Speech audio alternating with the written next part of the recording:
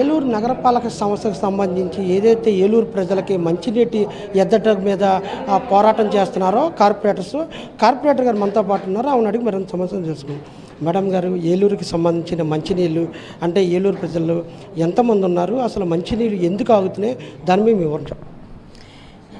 ఇప్పుడు మంచినీళ్ళు ఎందుకు ఆగుతున్నాయి అన్న విషయము నగరపాలక సంస్థ కమిషనర్ గారికి తెలియాలి. ఎందుకంటే ఎలినోనో ప్రభావం, ఇది ఏలుబడి చేసే నాయకులు అధికారుల ప్రభావం అనేది ప్రజలు కూడా ఒకసారి గ్రహించాలి. మరి మేము మార్చి బడ్జెట్లోనే మేము అడగడం జరిగింది.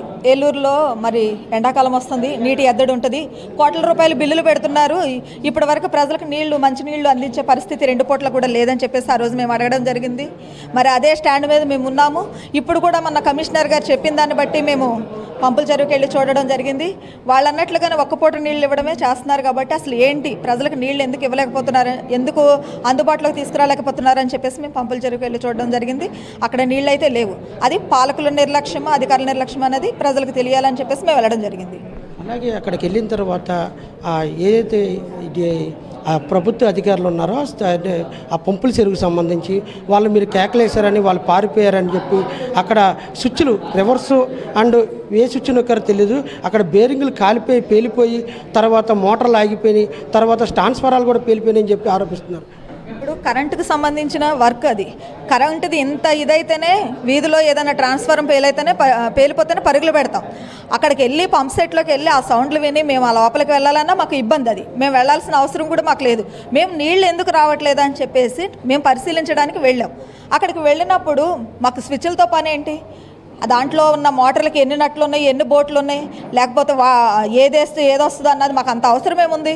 ప్రజలకు నీళ్ళు ఎక్కడి నుంచి ఎందుకు రావట్లేదన్న కాన్సెప్ట్తో మేము వెళ్ళాము. మేము చూసాం పంపుల చెరువుని, అది ఎండిపోయింది. మాకు ఒక అవగాహన వచ్చింది, ఇక్కడ నీళ్లు డంపింగ్ లేదు కాబట్టి ఇలా అవుతుందని చెప్పేసి మేము ఒక ఆలోచనతో అక్కడ ఉన్న డిఈ గారిని అడగడం జరిగింది. అక్కడ ఉన్న సిబ్బంది ఉన్నారు, వాళ్ళందరూ కన్ను కప్పేసి లేదా మీడియా మిత్రులు కన్ను కప్పేసి వెళ్ళి స్విచ్లు నొక్కాల్సిన అవసరం మాకేముందండి. అదైతే అబద్ధము, అవాస్తవం. మా మీదకి 2 పూట్ల నీళ్లు ఇవ్వలేక నగరపాలక సంస్థ ఉన్న కొంతమంది వైసీపీ కార్పొరేటర్ల మీద నెపం నెట్టాలన్న ఉద్దేశంతో ఈ విధంగా మరి పాలక వర్గంలో మా మీద ఈ నింద వేయడం జరిగింది. అదైతే కరెక్ట్ కాదు. ఒకవేళ అది నిరూపిస్తే మేము రాజకీయ సన్యాసం తీసుకుంటామని చెప్పేసి ఇప్పుడు మా పార్టీ పెద్దలు చెప్పడం కూడా జరిగింది. మేము దానికి కట్టుబడి ఉన్నాం. అలాగే గోదావరి జలాలకు సంబంధించి 15 రోజుల ముందే వాటర్ వదిలారని, అవి నీళ్లు ఎందుకు డంప్ చేసుకోవాలని చెప్పి ప్రజలు కూడా అడుగుతున్నారు. దాని మీద అదే మేము అధికారుల నిర్లక్ష్యం గురించే మేము అడగడానికే మేము అక్కడికి వెళ్ళిందండి. ఒక అధికారి ప్రజలకు నీళ్ళు ఇవ్వాలి, ఏలూరు ఇంతమంది ప్రజలు ఉన్నారు, నీటి ఎద్దడి రాకూడదు, ఇంత అవసరం ఉంటుంది అని చెప్పేసి ఆలోచన చేసి వాళ్ళు చేసుకుంటే, ముందస్తు చర్యలు ఉంటే ఈ ప్రభావం ఉండదు కదా, ఈ నిందలు మా మీద వేసే అవసరం ఉండదు కదా. నగరపాలక సంస్థలో ఇప్పుడు వాళ్ళ మా మేధేసిన నిందకి దానికి ఎంత ఖర్చు అయింది, దీనికి ఎంత ఖర్చు అయింది అని చెప్తున్నారండి. ఇంకా 3 రోజులు ఉంది, స్టాండింగ్ కమిటీని పెట్టి ఎలాగో బిల్లు చేసేసుకుంటారు. దానికోసమే ఇది కూడా మా మీదకు పోద్దులే అని చెప్పేసి మా మీద నిందేయడం జరిగింది వైసీపీ వాళ్ళ మీద. సుమారుగా ఆ చెరువు అంటే ఏదైతే పంపుల చెరువుకు సంబంధించి ఎన్ని కోట్ల రూపాయలు బడ్జెట్ పెట్టారు, ఎంత దానికి వినియోగించారంటారు? ఇప్పటి వరకు సుమారుగా మాకు తెలిసి 6 నుంచి 8 కోట్ల రూపాయల బడ్జెట్ అని చెప్పేసి మేము అనుకుంటున్నాము. దాని గురించే మేము అడగడం జరిగింది.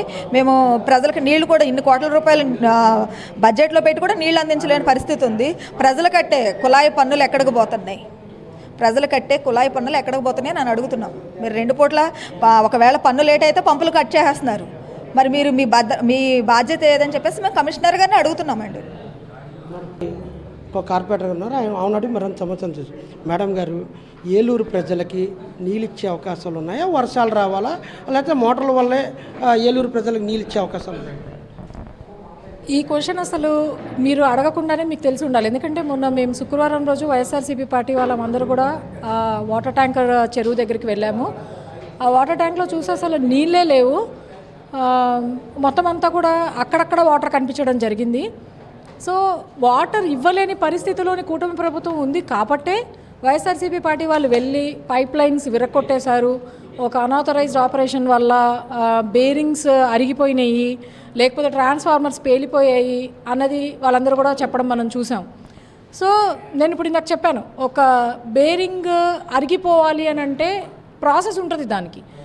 లేదు ఒక స్విచ్ వేస్తేనే బేరింగ్ అరిగిపోయింది అని అంటే మీరు ఎక్కడి నుంచి అయితే మోటార్ కానీ అది పర్చేస్ చేశారో ఆ డీలర్ నుంచి మీరు ఒక లెటర్ తీసుకురండి, నిజంగానే ఈ స్విచ్ చేయడం వల్లనే బేరింగ్స్ అరిగిపోయాయి, మోటార్ పేలిపోయింది, ట్రాన్స్ఫార్మర్ ఆగిపోయింది అన్నది ఒక లెటర్ తీసుకురండి. మీరు ఎట్లన్నా ఇప్పుడు ఒక స్టాండింగ్ కమిటీలో పెట్టి ఎందుకంటే కార్పొరేషన్కి ఇంకా కేవలం 3 days మాత్రమే ఉంది.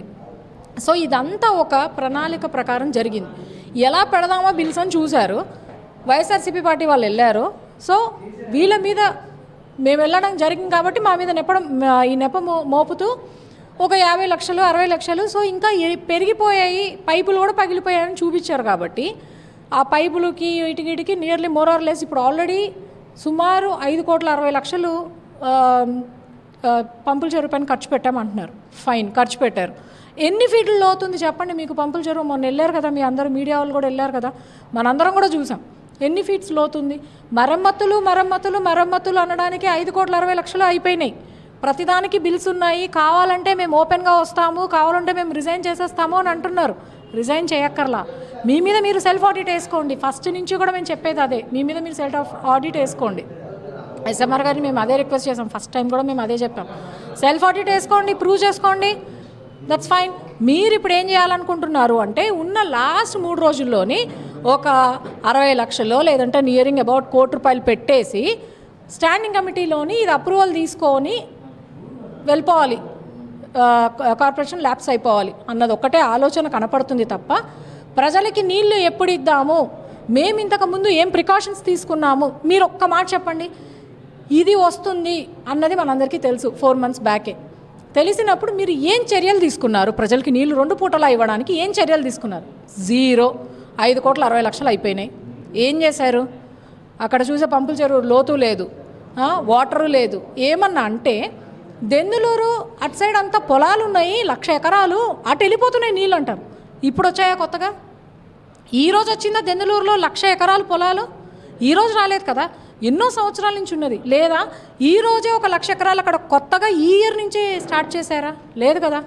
మీరు ఒక్కటే ఆలోచన చేయండి. ఏలూరు ప్రజలందరికీ కూడా నేను చేసేది రిక్వెస్ట్ ఒకటే, ఏంటి అంటే గత 10 సంవత్సరాలు 15 సంవత్సరాల నుంచి రాని నీళ్ళ ఇబ్బంది ఇప్పుడు ఎందుకు వచ్చింది? ఎందుకు అంటే 5,60,00,000 ఏదైతే ఉందో మరమ్మతులకి మాత్రమే వాడారు.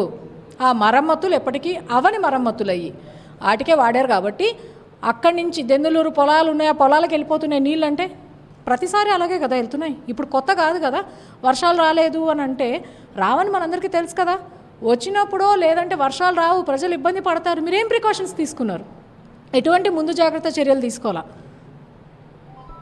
ఇంతకీ ఏలూరు ప్రజలకి వర్షాభావం లేదు, నీళ్ళు ఇస్తారా ఇవ్వరంటారా? వర్షాభావం లేదు.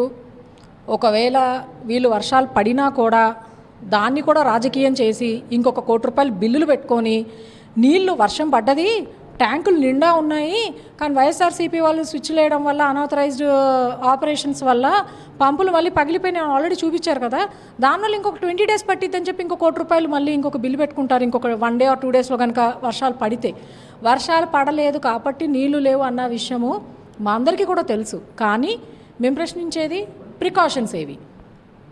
ఎప్పుడు ఉండేదే కదా, వర్షాలు ఒకసారి పడడం పడకపోవడం అన్న ప్రికాషన్స్ లేవు, 0. ఏదైతే ₹5,60,00,000 పంపుల చెరువు మీద ఖర్చు అంటే మరమ్మతుల పని మీద ఖర్చు పెట్టారు, కానీ వాటర్ మీద దృష్టి పెట్టలేదని చెప్పి ఇక్కడ వైసీపీ కార్పొరేట్లు ఆరోపిస్తున్నారు. కెమెరామెన్ అర్జున్తో నారాయణ, ఏలూరు.